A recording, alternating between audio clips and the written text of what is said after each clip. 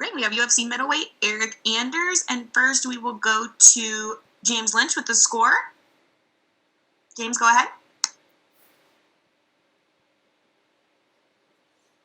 Damn, James, you just bounced on your boy or what? Still here. Can you hear me? Okay, all right, now I do. All right, sounds good. How did the rest of camp go? Because when we last spoke, I know you did part of your camp at Extreme Couture when the fight was first scheduled, and then you did the rest back home. How did everything go? Man, it went well. You know, I got back home just as like Las Vegas was shutting down, and you know, Bama too. But you know, to be honest, you know, we never really stopped training. You know, we just kept training through it, kind of ignored all the protocol and everything they told us to do. The 6 feet thing, it's kind of hard to train if you can't, you know, grapple and roll and do all the stuff that you have to do to get ready for a fight. So, you know, we just trusted everybody would come to the gym, train, and then go home and do all, be at the house and not, you know, be around. And, you know, there's a lot of single guys at the gym, swiping contender and whatnot. So hold off on that until after the fights, and you can go do all that other good stuff. And I saw, if anyone follows you on Instagram, I know obviously Walt Harris you got to work with. I saw Julian Marquez as well. Who else did you get to work with as far as bodies in the gym, helping you get ready for this fight? Yeah, Julian came out for like 2 or 3 weeks. Walt, you know, we train at the same gym, so I always get to work with him. So this is the first time since like 2012 that him and I have been on the same card. I think I was still an amateur the last time that we fought together. So, you know, I think this fight, you know, on top of everything else that happened and is going into this fight is a little bit extra special for at least myself, and I'm sure Walt as well. Have you sort of visualized the fight without fans, and how do you think that will, you know, impact you in the fight? And I'm sure you've noticed too that you can probably hear the commentators as well. Is that something you're factoring in? Not really so much the you know, the commentators, you know, or whatever they got going on, you know, but yeah, you know, luckily for myself, you know, when I was fighting on the local circuit and as an amateur, there weren't very many people in the stands. So, you know, I have a little bit of experience fighting in front of empty arenas, you know, essentially. But yeah, I don't think it'll be a factor too much. You know, everybody's got to fight under the same circumstances and same, you know, situation. So it's the one who handles those situations best is the one that's going to have a leg up in these fights. And I think stylistically, this fight with Jocko, very action-packed. I think both of you guys will probably end up staying on the feet. How do you envision the fight playing out? Because, you know, obviously both of you are very experienced in the octagon. You know, I don't think he likes the pressure too much. And, you know, that's like the only thing that I do like really well is move forward and put pressure and fight with a lot of toughness and grit. So, yeah, my plan is just to move forward, make them uncomfortable, and, you know, just over time, just, you know, just watch him melt. And last one, I saw that TikTok video you playing Rock'em Sock'em Robots with Walt Harris. How much money did you lose? Man, he took all my money. He took every penny, man. You know, super heated game. I almost, you know, snatched my money off the table and made a run for it. But then I was like, man, that's cool.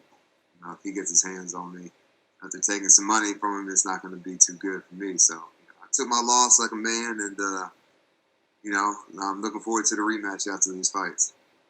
Thanks, Eryk. Appreciate it. Thank you. Next, we'll go to Nolan King with MMA Junkie. Nolan, go ahead. Hey, Eryk.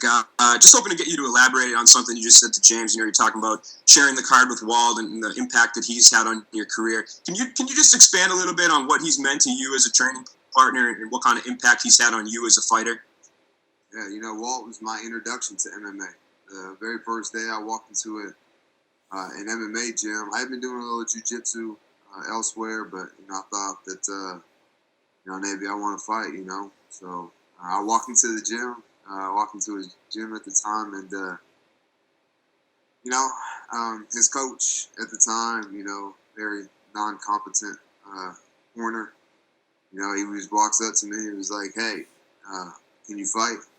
And just like every other bozo on the street, you know, I grew up fighting, you know, gritty guy, tough guy, you know, not skilled at all, just, you know, growing up, you know, that's just how it is, you know. And then I was like, yeah, I can fight. And he's like, okay, cool. He handed me a pair of boxing gloves. I don't even think I had a mouthpiece. He was like, go ahead and get in the ring. all right, cool. I get in there, and then Walt gets in there. And, man, I knew who Walt was, but I didn't know Walt like that. We just had a mutual friend, so, you know, they arranged for me to go to the gym, and, you know, I showed up, and he was my first experience with MMA. And, you know, needless to say, a 5-minute round, you know, probably 4 minutes and 57 seconds of it, I spent the whole time, you know, in the corner, you know, getting beat up in the most. Like, he's a gentle giant, man. He really is. He's got a heart, you know, a giant heart. So in the most, you know, in the nicest way possible, he beat me up. And, man, I just fell in love with the sport right then and there. You know, I just felt like there was a whole new skill set that I had to learn.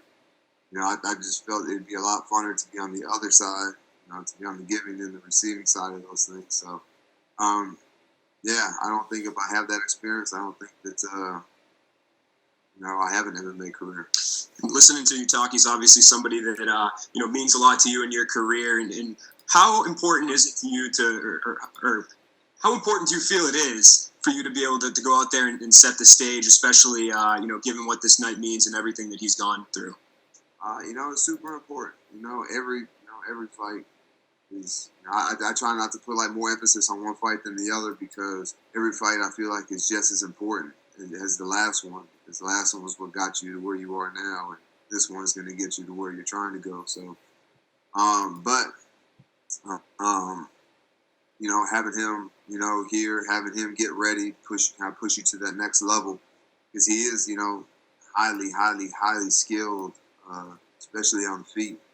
You know, definitely has the fastest hands. You know, I think from the middleweight, light heavyweight, and heavyweight division, I don't think anybody has faster hands than he does. So, you know, as he's honing in and you know, dialing these things in and getting ready and for a fight himself, you know, it just makes me that much sharper and much more prepared. My last question for you: do you feel like there's maybe a little extra, you know, motivation for you guys to keep on winning? That maybe after this pandemic clears and we can go back to having fights in arenas, that maybe the UFC can go back to Alabama and hold a show with you two?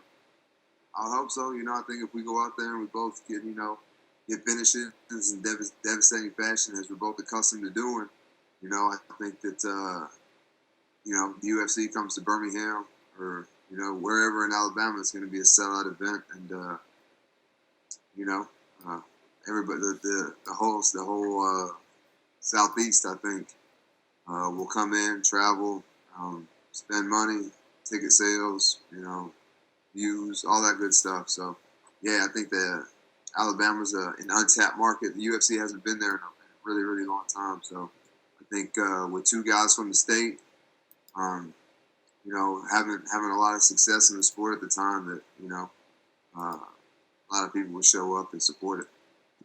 Appreciate the time, Eryk. Thanks, man. Thank you. Next, we'll go to Damon Martin with MMA Fighting. Damon, go ahead.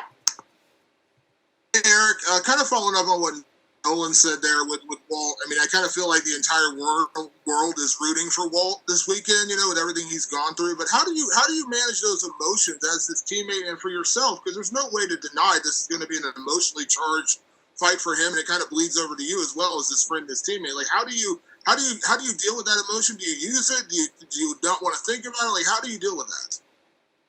I mean, you know, it's kind of hard to you know, to ignore the elephant in the room. You know, everybody knows what happened. Everybody knows, you know. But you know, I will say that, you know, him being in the gym, I think, you know, when he's in the gym, he's one of the guys, man. You know, we make fun of him. He talks trash, and you know, there's a lot of camaraderie that goes into this. So, you know, we all kind of took that hit, and you know, his daughter has babysat my children before, so, you know, I think it's a little personal for everybody in the gym. And but I think the camaraderie and, you know, being around the fellas and coaches and training, you know, kind of helps get your mind off those things. And, you know, there's no telling what the emotions are going to be like on fight night.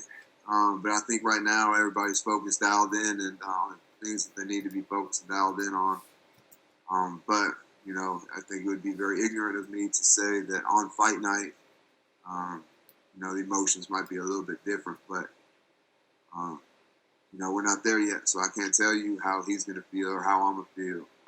So, but right now, I think everything is, calm, cool, and collected, and a couple of assassins going to go out there and, put in work on Saturday. You've bounced. You went to light heavyweight for a few fights, and now obviously you're back at middleweight. We have seen a lot of guys find success, moving up a division lately, which is something we didn't really see a few years ago. Usually it was cutting weight. We'd be talking about you trying to make welterweight, to find success there, things like that. But you obviously went to war with Thiago Santos, a guy who took John Jones to a split decision. Like, are you in it? Are you considering yourself in between? Like, would you consider more fights at light heavyweight? Are you happy at middleweight? Like, how is that weight cut for you? Yeah, the weight cut's never fun, but man, this is the thing. I'm down to fight whoever, whenever. Like, I think the world knows that. The UFC knows that. My coaches, my corners, my teammates, everybody knows that. But I think for my career, middleweight is the way to go because, like, the fight is always on my mind when I'm fighting at middleweight. Because I have to cut weight, so when I can't. I'm always conscious, like 24 hours a day, of what I'm doing with my body and my mind. When I fight at 205, I don't have to necessarily think about not eating a burger and only eating a salad instead. Because I'm a burger, pizza, sugar, candy, beer kind of guy in between fights. You probably wouldn't even recognize me in between fights, but I think the discipline and effort that I have to put out to make weight in and of itself gives me an edge on the fight. In the fight, because when fight time comes around, it's like, man, you put in all this work, you put in all this, and it's not just physical, it's mental too. You put in all this work, you just can't let fight slip away like that. And when I fight at 205, I just feel more locked, or excuse me, when I fight at middleweight, I just feel more locked in mentally, which I think is a huge aspect that I think that now the fighters are starting to realize that, about the mental preparation and how much, it can benefit you when the actual fight comes. When I fight at 205, when I leave practice, I really don't think about the fight anymore. If I want a burger, I can go get a burger. If I want a hot dog, I can go have a hot dog.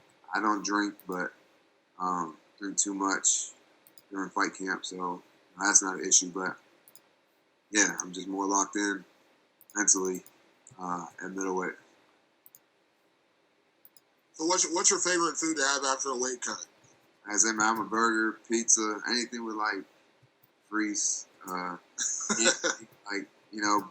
I met my wife, people don't believe me, but man, candy and fast food was 80% of my diet.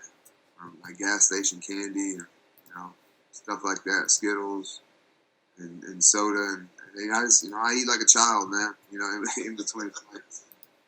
She really dialed me in, and I think even aesthetically you can see the changes in the diet, because I've always trained just as hard, all that good stuff, but now the diet and nutrition is behind it as well. So the weight cut isn't I'm not dead in the sauna or whatever. It's much easier to make weight doing it over time the way she has me do it, rather than when I was doing it by myself. I was just trying to cut all the weight in the last week, and I wonder why I only have 3 minutes of stamina left, in a fight. And last question, I'm curious because I think a lot of people forget, for all the experience you have in the UFC, you're only 4 years into your career. But as a guy who comes from college football, Dominic Reyes had said something interesting leading into his John Jones fight, where he talked about the super athlete, guys coming from sports like football or baseball or basketball, and having success in MMA. We're so used to martial artists, guys who start out in karate or wrestling even, and then making the move into MMA. Do you buy into that, super athlete? We are seeing more and more of that in the sport. Guys like yourself, Dominic, obviously we've seen Greg Hardy have success in the UFC. We've had football players and guys make the move into MMA, but you guys, you play for the University of Alabama, obviously one of the best programs in the world. I'm an Ohio State guy, but that's neither here nor there. But I mean, do you think we're going to see more of that? Do you think we're going to see more of that super athlete kind of make an impact in this sport? Yeah, I wouldn't classify myself as a super athlete. Greg Hardy, first round draft pick, Pro Bowler, super athlete. Dominic Reyes, like his boxing, his footwork, like these guys are super athletes. I would consider myself an athlete by trade. You know, I'm not a guy who's just going to pick up a basketball and 360 windmill dunk it. I'm not going to hit a home run. I'm not going to, you know, every athletic accolade that I have or level that I've achieved, you know, I've got off the sweat of my brow. And you know, it's almost, for me, it's almost insulting to get cast into that super athlete category because, like I said, I'm an athlete by trade. You know, I wake up at 5 in the morning, train all day, and you know, watch film when I was in school, and you know, I still do now. But you know, yeah, you know, I was the guy who was up early and first in, last out kind of guy.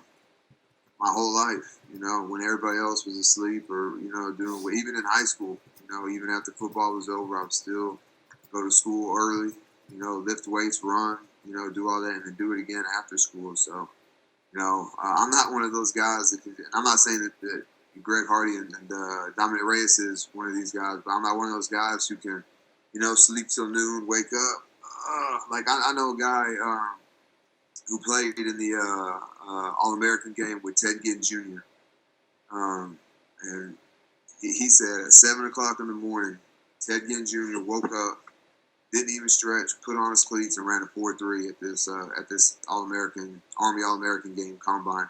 Whatever. That's never going to happen for me. I'm the guy who's got to get up, work out all day and train and eat right and do all that other good stuff. So. Yeah, I would say I'm an athlete by trade and not a super athlete. I had to work really, really hard for everything that I got. Thanks, Eryk. Appreciate it. Thank you. All right, Eryk, that's all we have for you. Thank you so much. Appreciate it. You guys have a good one. You too.